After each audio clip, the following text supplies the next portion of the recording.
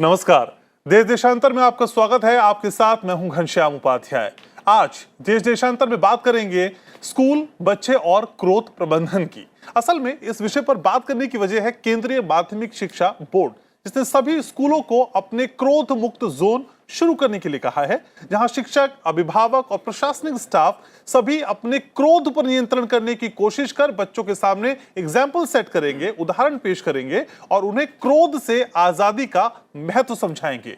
Board ने कहा है कि ये छात्रों को मानसिक रूप से सक्रिय और भावनात्मक तौर पर स्वस्थ रहने में मदद करेगा। साथ ही वो घर पे ऊर्जा और प्रसन्नता के साथ वापस लौटेंगे और अगले दिन स्कूल आने के लिए इच्छुक भी होंगे। सीबीएसई ने सभी स्कूलों को जारी एडवाइजरी में कहा है कि इसे joyful education and holistic fitness की पहल के तहत शुरू किया गया है। सीबीएसई का कहना है कि क्रोध मुक्त जोन में सभी गुस्से पर नियंत्रण का प्रयास करें, चाहे शिक्षक हों, अभिभावक हों या स्कूल कर्मी हों।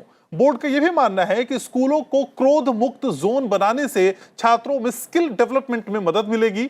तो आज इस क्रोध मुक्त जोन को समझने की कोशिश करेंगे। साथ ही यह भी जानने का प्रयास होगा कि बच्चों को गुस्से से दूर रखा जाना कितना जरूरी है। मेरे साथ बेहद खास मेहमानों का खास पैनल जुड़ रहा है। परिचय मैं आपका करा दूं। मेरे साथ अनुराग त्रिपाठी जुड़ रहे हैं, सचिव केंद्रीय माध्यमिक शिक्षा बोर्ड, स्वागत आपका। ज्योति गुप्ता जुड़ रही हैं, प्राचार्य हैं, प्रधानाचार्य हैं, दिल्ली पब्लिक स्कूल गाजियाबाद से। मैम स्वागत आपका। डॉक्टर जितेंद्र नागपाल मनोचिकित्सक हैं, चर्चा का हिस्सा है। डॉक्टर साहब स्वागत आपका। सबसे पहले अनुराग जी, शुरुआत आप ही से करना चाहेंगे। मौजूदा परिस्थिति में, मौजूदा हालात को देखते हुए कितनी महत्वपूर्ण और जरूरी थी ये कोशिश जिसे शुरू किया जा रहा है? जी, बेसिकली क्रोध और गुस्सा ये एक इमोशन है जो अचानक किसी मोमेंट आता है और उसके बहुत सारे निगेटिव इम्पैक्ट होते हैं।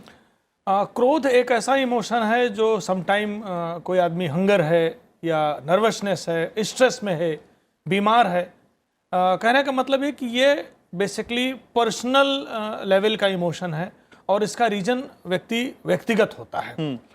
क्रोध जब स्कूल में बच्चों के साथ किया जाता है, क्रोध जब पेरेंट्स बच्चों के साथ करते हैं, क्रोध जब हम सामाजिक लोगों के साथ करते हैं, तो उससे बहुत सारी निगेटिविटी फैलती है।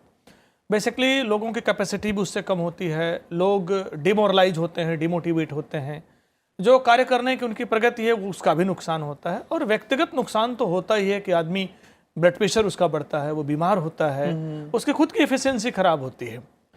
स्कूलों को क्रोध मुक्त जोन बनाया जाए, इसके लिए हम लोगों ने अभी सर्कुलर निकाला है और हमने रिक्वेस्ट की है प्रिंसिपल से, टीचर से और बच्चों से कि क्रोध मुक्त जोन किस तरीके से वो अपने स्कूलों को बनाएं, उसके क्या बेनिफिट्स हैं और किस तरह से हम एक जॉयफुल लर्निंग की तरफ बढ़ सकें। तो मैं फिर कहना चाहूँगा कि इस सर्कुलर के द्वारा हम उम्मीद कर रहे हैं कि हमारे बच्चे, हमारी सोसाइटी, हमारे पेरेंट, हमारे टीचर एक हैप्पीनेस का एटमॉस्फेयर क्रिएट करेंगे, जॉयफुल लर्निंग का एटमॉस्फेयर क्रिएट करेंगे। और जब वातावरण क्रोध मुक्त होगा तो बच्चा सबसे ज्यादा क्रिएटिव और इनोवेटिव होगा और सोसाइटी और देश के लिए कुछ ना कुछ अच्छा करेगा। तो सीबीएसई की एडवाइजरी है, लेकिन इसे स्कूल कैसे इंप्लीमेंट करेंगे समझने की कोशिश। ज्योति जी, एंगर फ्री जोन, ये कॉन्सेप्ट स्कूल के लिहाज से थोड़ा समझाइए। आखिर इसके जरिए आप स्कूल में क्या क्या करने जा रही हैं? सबसे पहले तो हम ये चाहेंगे कि बच्चे जिन घरों से आते हैं वहाँ पे पेरेंट्स भी, अभिभावक भी इसको प्रैक्टिस करें और बच्चों के साथ गुस्सा नहीं करें। बच्चे जब स्कूल में आते हैं तो पढ़ने के लिए आते हैं और इन्जॉय करने के लिए आते हैं, जैसे बोलते हैं जॉयफुल लर्निंग के लिए आते हैं। तो अगर टीचर बच्चों के साथ गुस्सा करती है तो बच्चे ह्यूमिलिएटेड फील करते हैं, अपने पीयर्स के सामने ह्यूमिलिएटेड फील करते हैं। तो ऐसे में अगर टीचर को गुस्सा नहीं आएगा तो उसकी अपनी भी एफिशिएंसी बढ़ेगी और बच्चे जो है वो एक खुशी के माहौल में पढ़ेंगे। ऐसे ही जब पेरेंट्स आते हैं तो वो भी स्कूल में नाराज़ आते हैं, कोई भी ऐसी प्रॉब्लम नहीं होती जिसका सॉल्यूशन नहीं होता जी। तो अगर वो नाराज़ नहीं आएंगे और अपनी आके अपनी बात रखेंगे तो उससे एक सॉल्यूशन निकल के आएगा और स्कूल मैनेजमेंट है या टीचर्स हैं या बच्चे हैं, एक खुशनुमा माहौल में सारा काम करेंगे। उसके अलावा सीबीएसई ने और भी बहुत सारी चीज़ें शुरू करी हैं, जैसे आर्ट इंटीग्रेटेड करिकुलम शुरू किया है, स्पोर्ट्स इंटीग्रेटेड करिकुलम शुरू किया है। तो बच्चों को एक एंगेज करने का जो है वो एक सिलसिला शुरू किया है कि सिर्फ टेबल और चेयर पे बैठ के वो पढ़ेंगे नहीं, पर वो एक आर्ट के ज़रिए, चाहे वो परफॉर्मिंग आर्ट्स है या क्रिएटिव आर्ट्स है या विजुअल आर्ट है, वो बच्चे को जैसे ही आप एंगेज कर लेंगे तो बच्चे आपस में भी नहीं झगड़ा करेंगे। बच्चे कई दफ़ा क्या होता है, सिर्फ एक दूसरे के साथ मीन बिहेवियर शो करने के लिए एक दूसरे के साथ लड़ते हैं या एक दूसरे की बात टॉलरेट नहीं करते या सहते नहीं हैं। पर जब सारे बच्चे किसी ना किसी खेल में या किसी ना किसी फॉर्म ऑफ आर्ट में एंगेज हो जाएंगे तो वो एक दूसरे के साथ भी गुस्सा नहीं करेंगे। उससे क्या रहेगा कि बच्चे मतलब अपनी क्रिएटिविटी के ज़रिए ज़्यादा अच्छे से सीखेंगे। तो एक नेगेटिव मतलब अगर आप एक नेगेटिव इमोशन किसी को देते हैं तो आप नेगेटिविटी ही वापस पाते हैं, पर आप एक पॉजिटिविटी के साथ आगे बढ़ेंगे तो सारा का सारा माहौल पॉजिटिव हो जाएगा। डॉक्टर नागपाल को भी चर्चा में जोड़ते हैं। डॉक्टर नागपाल, असल में वो बच्चे जो हमारे स्ट्रेस बस्टर हैं, जिनको देखकर हम दुनिया भर की थकान दूर हो जाती है, तनाव खत्म हो जाता है, जब वो बच्चे गुस्से के कटघरे में हमें नजर आते हैं तो सवाल यही मन में आता है कि इन बच्चों को इतना गुस्सा क्यों आता है? सर, गुस्से की वजह है क्या असल में बच्चों में? ठीक कहा आपने। सुनने में आता है आजकल के बच्चे वही हैं लेकिन बचपन पीछे रह गया है। और बचपना जो होता है, जो मासूमियत होती है, जो एक खामोशी भी होती है और एक बच्चे के चेहरे पे एक रौनक होती है, वो कई बार हमारे ही देश में, हमारे ही कल्चर में अब रिसर्च हो रही है, पता लग रहा है कि बच्चे कुंठा पीड़ित हो रहे हैं। और कुंठा का मतलब ये हुआ कि कहीं ना कहीं मन के अंदर एक जो दहशत है, जो आक्रामकता है, वो इस गुस्से के फॉर्म में बहुत आसानी से और बहुत जल्दी बाहर आ रही है। इसके पहलू जब स्कूल में दिखाई देती हैं, घर पे तो होता ही है, घर पे ऑब्जर्वेशनल लर्निंग जो होती है, माता पिता के बीच में जो बात होती है या बड़ी जॉइंट फैमिलीज में होती हैं, बच्चे भी वो ऑब्जर्व कर रहे हैं, अपनी पर्सनालिटी का हिस्सा बना रहे हैं। लेकिन अब ये बहुत अच्छा कदम है सीबीएसई का कि जब कदम स्कूल में रख रहा है बच्चा और 7 घंटे वहाँ पर है, 7-8 घंटे ज़िंदगी के वहीं बिताता है, और वो उस वातावरण में किसी का गुस्सा ग्रहण करके अपने आप को भी गुस्साजनक बना ले, ये एक सिस्टम के लिए, एक समाज के लिए बहुत बड़ी दहशत की बात होगी। लेकिन सवाल जो ये है कि बच्चों को या किशोरों को या छोटे छोटे बच्चों को, हम तो 3 साल के बच्चे को देखते हैं जो माँ बाप कहते हैं कि ये दांत मचलता है और इतना लाल पीला हो जाता है गुस्से से, यहाँ तक कि कहीं घूमने जाते हैं तो मॉल में लेट जाते हैं और जब तक उनको कोई सामान ना मिले वो चुप नहीं होते हैं।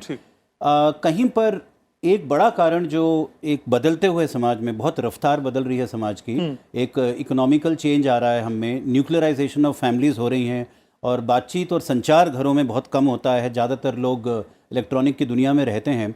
कहीं पे जो आपसी एक कनेक्शन है, जो एक जज्बा है पारिवारिक माहौल का, वो सबसे बड़ा कारण पाया जा रहा है कि बच्चे अपने आप को अकेला महसूस कर रहे हैं काफ़ी समय से, जल्दी उम्र में। मतलब 3-4 साल का बच्चा भी अपने आप केवल खिलौनों में ज़िंदगी बिता रहा है और उसके अंदर जो भावना होती है जैसे वीडियो गेम से मिलती है। आप देखिए इतने वायलेंट वीडियो गेम्स हैं। मैं कम से कम 2 या 3 बच्चे रोज़ देखता हूँ, एक क्लिनिकल लेवल की बात कर रहा हूँ, जो बड़ा दुख होता है और कई बार हमें भी कुंठा होती है कि भाई इतनी जल्दी, इतनी उम्र में इतने वायलेंट गेम्स बच्चे कैसे देख रहे हैं। वो तो उस चीज़ को ही मज़ा समझेगा ना, उसके लिए वो नॉर्मल है, लेकिन वो स्कूल में गुस्सा दिखाई दे रहा है फिर। ठीक बात है। और ये बातों को थोड़ा सा हमें गहराई से एक जैसा मैम ने बताया कि पर्सनल, फैमिली और सोशल तीनों एंगल से हमें देखना होगा।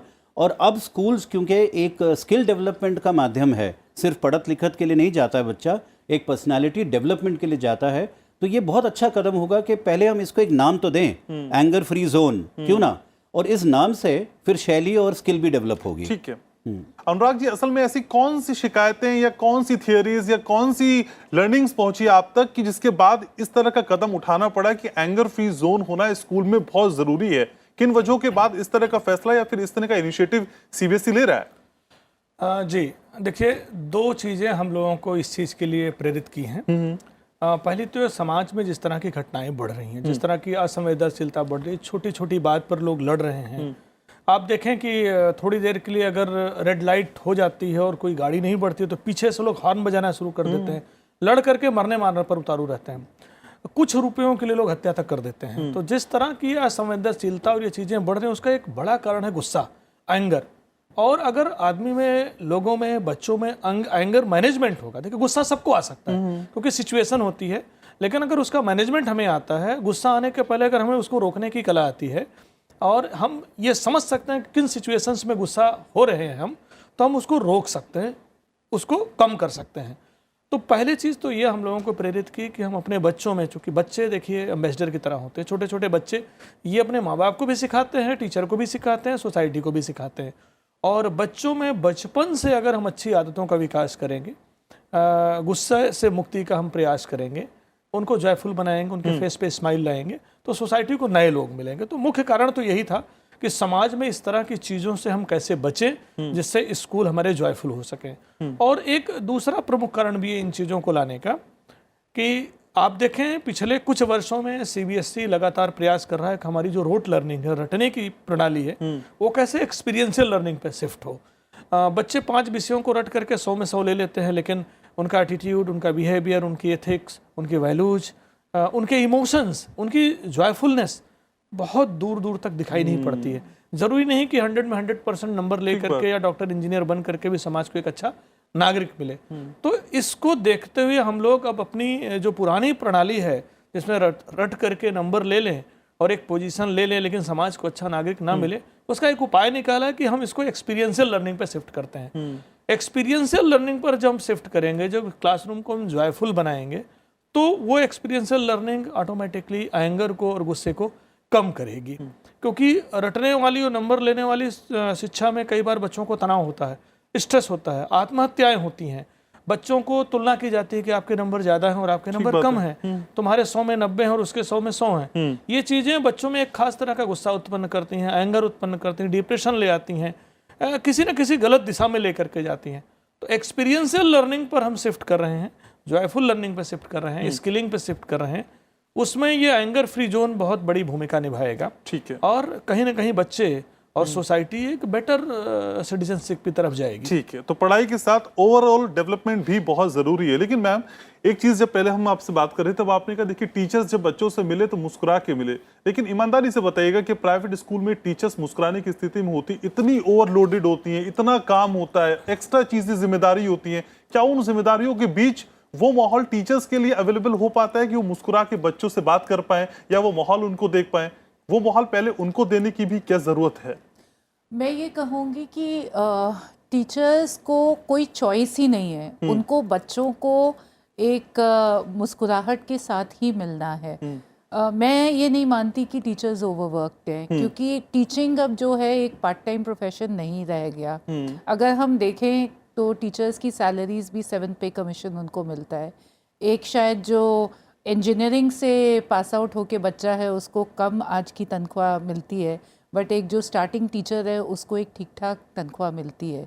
तो एक पार्ट टाइम जॉब नहीं है। अगर उसको सारे रिकॉर्ड्स मेंटेन करने हैं और क्लास में पढ़ाना है और ढंग से पढ़ाना है और बच्चों को होमवर्क भी देना है, एंगेज भी करना है, उसके पेरेंट्स से भी बात करनी है, तो ये सारी चीज़ें उसके एक की रिस्पॉन्सिबिलिटी एरिया का पार्ट है। तो पहले तो सब टीचर्स को ये समझना होगा कि हम ओवरवर्क नहीं है। दूसरा, जो बच्चा हमारे पास आ रहा है वो एक 2.5 साल की या 3 साल की उम्र में हमारे पास आता है और वो 18 साल की उम्र में हमारे पास से जाता है। जब वो निकलता है तो वो एक वोट देने के और गवर्नमेंट बनाने के क्षमता रखता है। तो जो बनाया हमने बनाया, जो बिगाड़ा हमने बिगाड़ा। तो अगर वो एक स्कूल में आ रहा है और टीचर के पास आ रहा है और एक पीयर ग्रुप के पास आ रहा है, घर में 1 या 2 बच्चे होते हैं बट क्लास में 30, 35, 40 बच्चे होते हैं और फिर उसके बाद हज़ारों और बच्चे होते हैं, तो आपस में कैसे रहना है, कैसे प्यार से बांटना है, कैसे शेयरिंग करनी है, कैसे केयरिंग करनी है, कैसे जैसे सर ने बताया एक्सपीरियंशियल लर्निंग करनी है और उसको कैसे आगे इम्प्लीमेंट करना है, ये सब स्कूल के माहौल के ऊपर डिपेंड करता है। तो चाहे वो स्कूल की प्रिंसिपल है या वो टीचर्स हैं या अभिभावक हैं, सबका अपना अपना रोल है उस बच्चे के फ्यूचर को डेवलप करने के लिए, उसको एक अच्छा ह्यूमन बीइंग बनाने के लिए और समाज के लिए ऐसा एक इंसान बनाने के लिए जो कि एक कुछ पॉजिटिविटी स्प्रेड करे, कुछ क्रिएटिविटी स्प्रेड करे, कुछ बनाए। हम लोग क्या है, रिस्क टेकिंग बच्चों को नहीं सिखाते। हम बच्चों को ये ज्यादा बताते हैं कि क्या नहीं करना, क्या करना है वो कम बताते हैं। पर अब वो समय आ गया है कि हम बच्चों को ये बोलें कि आपको जो करना है उसको क्रिएटिविटी के तौर पे उसको आप आगे बढ़ के करिए, आप रिस्क लीजिए, हम आपके साथ हैं। कहीं अगर आप गलती करेंगे तो हम आपको बताएंगे। एक दायरे में जो बांध के हमने बच्चों को रखा हुआ है उससे आगे निकलने के लिए उनको प्रेरित करना है। तभी वो एक नो एंगर जोन बनेगा। हमें बच्चों को एंगेज करना ही पड़ेगा। अब बताना कम है, उनको पढ़ाना कम है, पर उनसे करवाना ज्यादा है। चलिए, उम्मीद करते हैं जो कहा जा रहा है उस पर इम्प्लीमेंट भी हो। लेकिन डॉक्टर नागपाल, असल में जब एक जगह मैं पढ़ा था किसी मैगजीन में बच्चे और अभिभावक के रिश्ते में, तो एक बच्चा भगवान से कहता है कि देखिए भगवान, अगर अगला मुझे जन्म दे तो आप मुझे मोबाइल बनाना। तो ऐसा पूछा गया कि ऐसा आप क्यों कह रहे हैं? तो बच्चे ने कहा देखिए मेरे मम्मी पापा मुझसे ज्यादा मोबाइल पे बिजी रहते हैं। सर, बड़ी सेंटिमेंट के साथ बड़ी भावनात्मक अपील है एक बच्चे की। तो ये माना जाए कि हम बीइंग अ पेरेंट उतना समय भी नहीं दे पा रहे हैं बच्चे को जितना उसको जरूरत है। तो फिर एंगर फ्री जोन, मुस्कुरा के बात करना, सहिष्णुता सिखाना, दोस्ती सीखना, शेयरिंग केयरिंग सीखना, ये सीखेंगे कैसे? समय नहीं है असल में हमारे पास। एंगर फ्री जोन की जहाँ बात हो रही है, ये हमें सबको समझना चाहिए कि ये विषय केवल बच्चों के लिए नहीं है। बच्चे उसके भागीदार हैं, क्योंकि वो एक एंगर फ्री वातावरण में अपने आप को विकसित करें, ये ऑब्जेक्टिव है। और स्कूल एक वातावरण है। अभी जो चर्चा जिस तरफ जा रही है, इसमें साफ जाहिर हो रहा है कि बच्चा एक सामाजिक प्रोडक्ट है। उसमें समाज में एक पहलू उसका स्कूलिंग है। और जहाँ तक माँ बाप का सवाल है, इसमें कोई संदेह नहीं, कोई डाउट नहीं है कि मार्गदर्शकों की तो कमी है बच्चों में। हम जितने भी सर्वे देख चुके हैं, अभी तो भारत सरकार का बहुत बड़ा विषय है ये, जो अभी लैंसेट में पब्लिश हुआ है, कि 10 से 15% बच्चे हमारे देश के मानसिक रोगी होने के शिकार बन रहे हैं। और सबसे बड़ी समस्या उसमें प्रॉब्लम्स ऑफ कंडक्ट है, यानी कि उसमें गुस्सा बहुत बड़ा पहलू है। ये बातें तो अक्सर घरों में या समाज में या मीडिया से सीखी जा रही हैं। उसका डिस्कशन, उसकी शेयरिंग जो होती है, चर्चा जो होती है, वो स्कूल में होती है, जब 40 जने 30 जने क्लास में मिलते हैं। अब देखिए, इंटरनेट एडिक्शन की जहाँ बात आई थी, ये वर्ड एडिक्शन इंटरनेट से कहाँ से जुड़ा है? व्यसनीयता। कहते हैं कि gaming disorder, internet addiction disorder भी एक बीमारी का नाम दे दिया है WHO ने, IAD और IGD के नाम से। E addiction as a mental illness घोषित कर दिया गया है। क्योंकि ये बात सही है कि बच्चे तो पैदा होते ही एडिक्ट नहीं हो गए थे ना। उन्होंने किन्हीं को देखा है, माँ बाप को देखा होगा, दोस्तों को देखा है, बड़ों को देखा है घर में, और वो लगा उनको कि हमारे लिए व्यस्त रहना इसी एंटरटेनमेंट में, इसी मनोरंजन में हमारे लिए अच्छा है। लेकिन क्या सीखा उन्होंने? क्योंकि इम्पल्स कंट्रोल बचपन में कम होता है, बड़ों में थोड़ा ज़्यादा होता है। इम्पल्स कंट्रोल नहीं है, यानी कि गुस्सा मैनेज नहीं कर पाए, जो वहाँ से सीखा, जो मीडिया से सीखा। अब देश के हालात भी थोड़े बहुत जो होते हैं, वो बच्चा रोज़ पढ़ रहा है, सुन रहा है। तो एंगर फ्री जोन के माध्यम से हमें लाइफ स्किल्स को वापस बच्चे के लाइफ साइकिल पे लाना होगा। एक विषय है ये, बुली फ्री जोन हो या एंगर फ्री जोन हो, वो तो एक मुद्दा है, एक एंट्री पॉइंट है जीवन कौशल शिक्षा का। अल्टीमेटली हमें वही बातें बच्चों से करनी होंगी जो वैल्यूज़ में हैं, जैसा सर ने बताया, और जो हमारी लाइफ स्किल्स में हैं। उसका एक बड़ा मुद्दा आज के समाज में एंगर मैनेजमेंट है, क्योंकि एक हिंसक समाज भी बच्चे का एक टीचर बन गया है। एक हिंसक समाज भी तो बच्चे का अध्यापक बन गया है। ठीक बात है। टीवी में बच्चा देख रहा है, वीडियो में देख रहा है, माँ बाप के बीच में जो अनबन होता है उसमें भी अनबन नहीं, केवल हिंसा देख रहा है कई बार।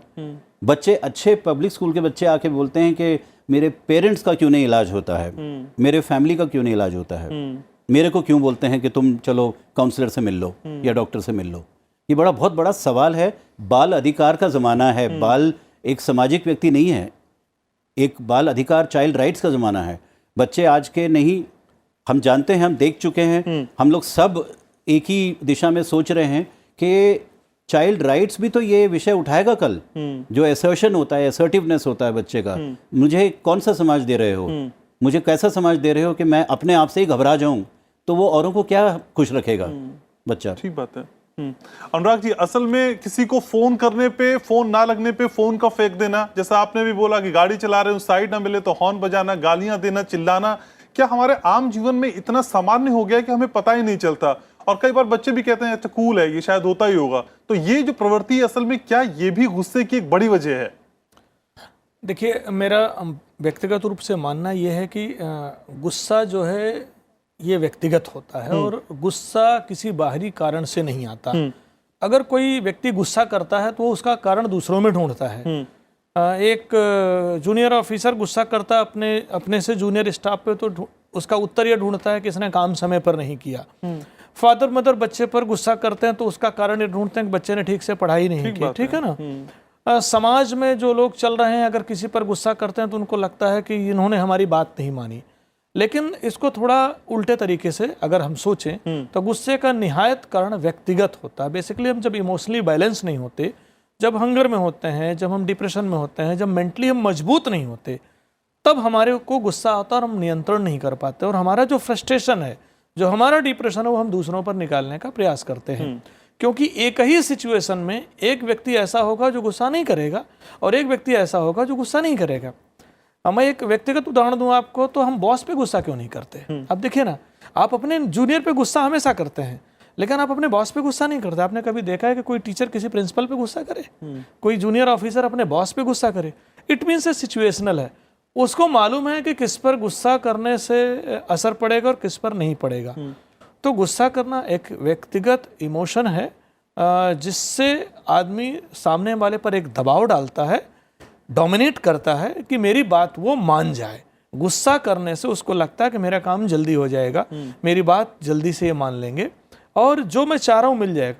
अच्छा, कई बार इसका रिजल्ट पॉजिटिव भी मिल जाता है। आप बच्चे पर गुस्सा करते डांटते हैं कि पढ़ाई कर लो, तो हो सकता है बच्चा 1-2 घंटे पढ़ ले। अपने जूनियर पर आप गुस्सा करते हैं, हो सकता है आपकी फाइल 1 घंटे में जल्दी निपट जाए। अपने टीचर पर आप गुस्सा करते हैं, हो सकता है टीचर उस दिन अच्छी क्लास ले ले। लेकिन इसका लॉन्ग में बहुत नुकसान होता है, क्योंकि बच्चा फिर उसकी आदत पड़ जाती धीरे धीरे कि जब गुस्से की सिचुएशन होगी तो हम काम कर लेंगे, बाकी छोड़ देंगे। तो गुस्सा एक ऐसी चीज है जो निहायत व्यक्तिगत है और इसे कहीं ना कहीं रोकना ही चाहिए, क्योंकि इसका ह्यूज नुकसान होता है। ठीक है, तो गुस्से को दूर करने से पहले असल में गुस्से को समझने की जरूरत है। लेकिन मैम एक चीज मैं समझना चाह रहा था, अभी हम कह रहे थे असल में बच्चों को मार्गदर्शक की बहुत जरूरत है, लेकिन मुझे लगता है कि बच्चों के पास तो मार्गदर्शकों की भरमार है। हम बोलते हैं आप देखिए, पढ़िए अच्छा, आप म्यूजिक अच्छा करिए, आप डांस अच्छा करिए, आप खेलिए अच्छा। इतना प्रेशर होता है कि वो प्रेशर कई बार उनकी सीमाओं को, उनकी क्षमताओं को भी क्रॉस कर जाता है, और फिर अगर वो नहीं हो पाती वैसी चीजें तो फिर गुस्सा हो जाता है। कई बार अपने बच्चों की उपलब्धियों को हम मीडिया, सोशल प्लेटफॉर्म पे बड़ी शान के साथ अपलोड करते हैं। क्या ये भी सारी एक वजह आप बच्चों में देख पाती हैं मैम कि गुस्सा कहीं ना कहीं यहां से भी उपजता हुआ दिखाई देता है? एक्चुअली कंपटीशन जो है वो पेरेंट्स के बीच में होता है, वो कभी भी बच्चों के बीच में उतना नहीं होता। वो शुरू से जो माँ बाप हैं, वो जब बच्चा 3 साल का होता है या उससे भी छोटा होता है, तभी वो कंपटीशन शुरू हो जाता है। पार्क में खेलने जाते हैं जब बच्चे, तो इस बात से भी कंपटीशन होता है कि वो बच्चा शायद ज़्यादा जल्दी चलना सीख गया या मेरा बच्चा अभी बोलना नहीं सीखा। ये नहीं जानते पेरेंट्स की जो इंडिविजुअल माइलस्टोन्स होते हैं बच्चों के, वो सब अलग अलग होते हैं। कोई बच्चा जल्दी बोलना सीखता है, कोई बच्चा देर से बोलना सीखता है, कोई जल्दी चलना सीखता है। इसी तरह से जब हम पढ़ाई करवाते हैं क्लास में या एक एनवायरनमेंट क्रिएट करते हैं, तो बच्चे जब छोटे होते हैं, नर्सरी में होते हैं, तो 1-1 महीने का, 4-4, 8-8 हफ्ते का भी बहुत फर्क पड़ता है। कोई बच्चा जल्दी लिखना सीखता है, कोई बच्चा लेट सीखता है। तो ये पेरेंट्स अपनी उपलब्धि मान लेते हैं इसको कि अरे मेरे बच्चे ने इतना मार्क्स पाया या वो इतना अच्छा डांस करता है। तो आजकल तो बहुत आसान है शोकेस करना, आप उसको सोशल मीडिया पे अपलोड कर देते हैं। दूसरे पेरेंट्स इसको कंपटीशन मान के फिर अपने बच्चों से फिर एक्सपेक्टेशन करनी शुरू कर देते हैं।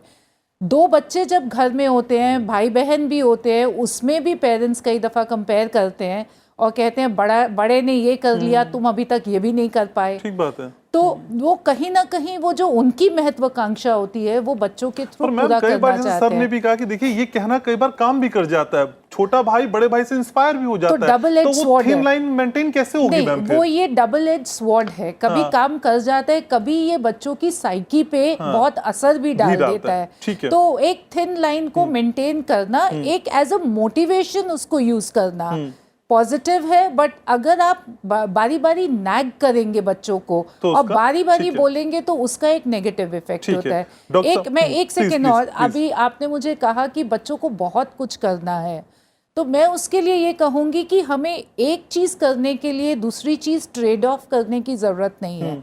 बच्चों के पास इतना समय होता है कि वो एक अपनी पढ़ाई कर सकें, एक कोई भी स्पोर्ट खेल सकें और तीसरा कोई भी एक परफॉर्मिंग आर्ट या क्रिएटिव आर्ट ले सकें। तभी एक ऑलराउंड डेवलपमेंट बच्चों का होता है। अगर वो अपनी इंटरनेट पे टाइम कम कर देंगे या मोबाइल पे टाइम कम कर देंगे और बाहर जाके कुछ अच्छे से खेल लेंगे, तो शायद उसका असर बच्चों पे ज्यादा होगा। ठीक है डॉक्टर साहब, असल में हमने ये भी देखा है कि जो शिष्टाचारी व्यक्ति होते हैं, शिष्टाचार होते हैं, उन्हें कमजोर मान लिया जाता है। आपकी कोमलता को आपके दब्बूपन से आंक लिया जाता है। अगर आप गुस्से में बोलते हैं, जोर से बोलते हैं, दबंग हैं, तो आपकी चीजें ज्यादा होती हुई दिखाई देती हैं। क्या बच्चों के अंदर बढ़ती हुई गुस्से की प्रवृत्ति भी इसी ट्रेंड की वजह से है? कोई इसमें संदेह नहीं है। देखिए, लो सेल्फ एस्टीम एक जज्बा होता है। हम अपने ही आत्मीयता से अपने आप को कमज़ोर महसूस करते हैं, और कौन टीचर, कौन प्रिंसिपल, कौन अभिभावक इस बात को नहीं जानता है, लेकिन हम उसको कई बार निभा नहीं पाते हैं। बच्चे के छोटे से गुण हैं, वो एक पेपर से एक थोड़ा सा फूल भी बना दे, क्यों ना उसकी हम 10 बार प्रशंसा करें। हम उसको जब तक एक पर्टिकुलर कंपटीशन में वो प्राइज ना लाए, तब उसकी तालियां ना बजे, तब उसकी प्रशंसा होती है। और कितने बच्चे हैं जो कंपटीशन में फर्स्ट, सेकंड, थर्ड आ जाएंगे, कितने बच्चे हैं जो 95% ले आएंगे। ये बातें कई बार उठी हैं। जो बच्चा एक लो सेल्फ एस्टीम से गुजर रहा है, अपनी ही नज़र में वो अपने आप को कम और नीचे समझता है, उसकी आत्मीयता तो शुरू से ही चकनाचूर होती जा रही है। एनकरेजमेंट जितना मिलता है वो बच्चों में गुस्से कम होते हैं, ये तो साइंस ने प्रूव कर ही दिया है। और कहीं पर एनकरेजमेंट हो या पॉजिटिव स्ट्रोक्स हो, जिसको कई बार साइकोलॉजिस्ट कहते हैं, वो शुरू से माँ बाप से शुरू होता है, टीचर्स उसको आगे बढ़ाती हैं। पीटीएम में डिस्कशन ये होने चाहिए, रिपोर्ट कार्ड से हटकर बच्चे के व्यक्तिगत विकास पर, उसके जज्बातों पर, उसकी चाहतों पर। आप देखेंगे हिंसा 50% वहीं कम हो जाएगी। ठीक है सर, तो कोशिशें हमें यहीं से करनी होगी और सभी को अपनी भागीदारी सुनिश्चित करनी होगी, तभी संगठनात्मक तौर पे कोई परिणाम निकलेगा। बहुत शुक्रिया आप सभी का चर्चा में आने के लिए, अपनी राय रखने के लिए, जुड़ने के लिए। तो देश देशांतर में आज बस इतना ही। आप जानते हैं कि आप हमारे कार्यक्रम यूट्यूब पर भी देख सकते हैं, जहां आपके सजेशंस का, आपके रिएक्शंस का हमको बेसब्री से इंतजार रहता है। तो कल फिर होगी मुलाकात, तब तक के लिए देखते रहिए राज्यसभा टीवी। नमस्कार।